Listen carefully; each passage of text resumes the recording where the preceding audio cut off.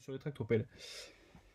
On va pas aller trop dans le détail au niveau du fonctionnement général du tractopelle parce qu'on va voir que c'est une combinaison un petit peu d'une chargeuse et d'une pelleteuse. Donc si vous voulez plus de détails, allez plutôt dans le cours des chargeuses ou des pelleteuses.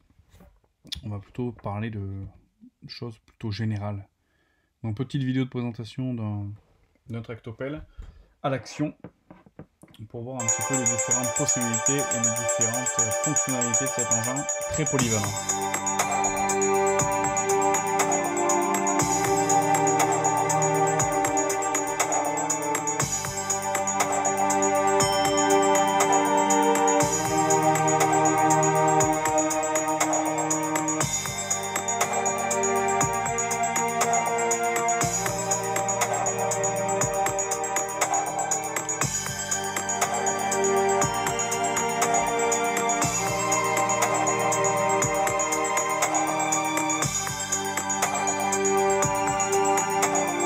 À l'avant c'est une chargeuse. Donc un godé plus polyvalent pour un godé 80.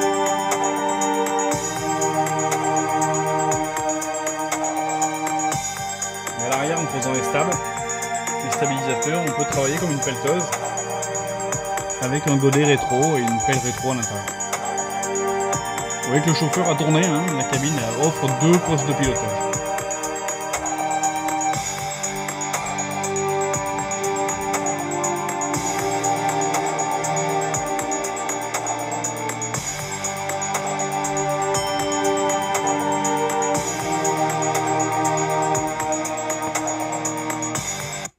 Voilà, Hydromec, marque turque.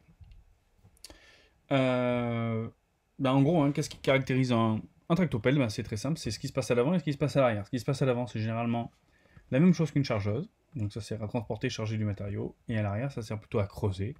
Donc ça ressemble plutôt à une pelleteuse. En mode rétro. Les différents éléments, en grande partie. Donc là, on va avoir le moteur qui est plutôt situé à l'avant. Contrairement aux différents éléments, aux différentes machines qu'on a pu voir jusqu'à présent.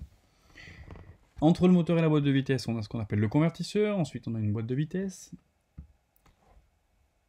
Le pont arrière pour la transmission de l'énergie jusqu'aux roues arrière. Ensuite, on a les stabilisateurs qui nous permettent de caler un peu mieux la machine pour la caler soit de niveau, soit la caler pour éviter les à-coups au niveau des pneus quand on va creuser avec la pelle rétro. Voilà, on a vite fait le tour, on a appris tout ce qui est cabine, on a appris tout ce qui est équipement en pelle et équipement en chargeuse, mais on l'a déjà vu dans les cours, ou si vous voulez, vous pouvez le reprendre dans les cours chargeuses ou les cours pelleteuses. Maintenant, on va voir un petit peu ce qui se passe dans la cabine, on l'a vu tout à l'heure dans la vidéo de l'hydromec, le monsieur, il travaille à deux endroits différents, une fois devant, une fois derrière. Donc dans la cabine, on le voit assez simplement, on a le siège qui va faire un 180 degrés, et qui va permettre au pilote d'avoir deux postes de pilotage. Le premier poste de pilotage qu'on voit derrière le siège, c'est un poste de pilotage avec un volant et avec un joystick ici à droite pour commander tout ce qui est équipement godé à l'avant. Et si quand le siège fait un 180 degrés, on se retrouve ici avec une position plutôt typée pelleteuse, avec deux joysticks, des joysticks pour commander les stabilisateurs, et donc nos deux joysticks ici pour commander tout ce qui est équipement pelle quoi. Vérin de godet, vérin de flèche, vérin de bras. Donc l'avant, c'est un poste de pilotage qui ressemble bien à ce qui se passe à l'avant du tractopelle, c'est-à-dire ça ressemble à une chargeuse, et l'arrière ça ressemble à une pelleteuse, donc le poste de pilotage aussi ressemble à une chargeuse. Là, on a une petite vidéo promotionnelle de chez Caterpillar pour nous présenter la fonction du tractopelle, de chez Cat.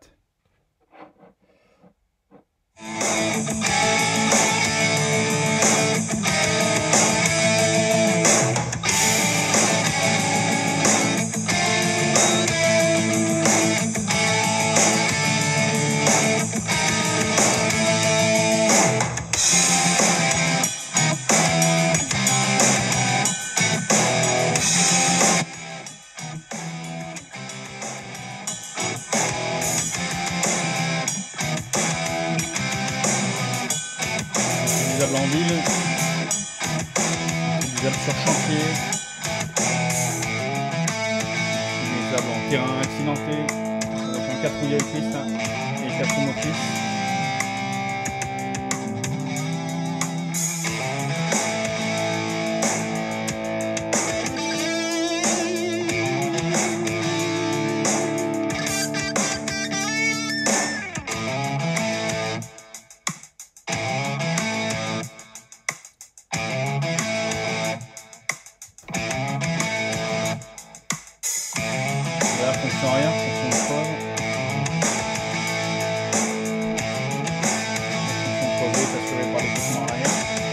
chauffeur a fait 180 degrés dans sa cabine.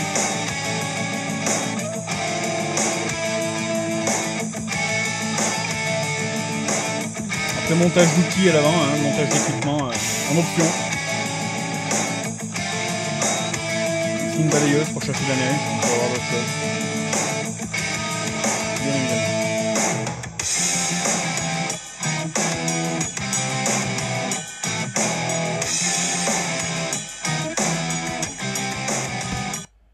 Bon, par contre, à l'arrière, on va retrouver toujours un peu la même chose. À l'avant, on va monter plusieurs options, mais à l'arrière, on va toujours trouver un peu la même chose. C'est une fonction de creuset.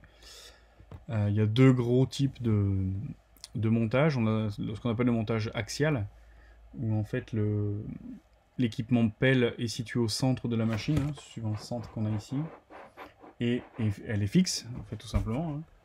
Et on a ce qu'on appelle le déportable, où ici on est monté sur un tablier à l'arrière, et tout mon équipement flèche va pouvoir coulisser gauche-droite d'un côté et de l'autre de ma machine. Ensuite, on a différentes options. Donc on a ce qu'on appelle le bras télescopique. Ici, on va pouvoir gagner en longueur avec un bras qui coulisse à l'intérieur de celui-là, à l'intérieur du balancier. Donc un bras télescopique, comme sur un télescope. Et ensuite, on a ce qu'on appelle le déport, qu'on a déjà vu sur les vidéos de la pelleteuse, qui nous permettent de casser l'angle entre le bras et la flèche.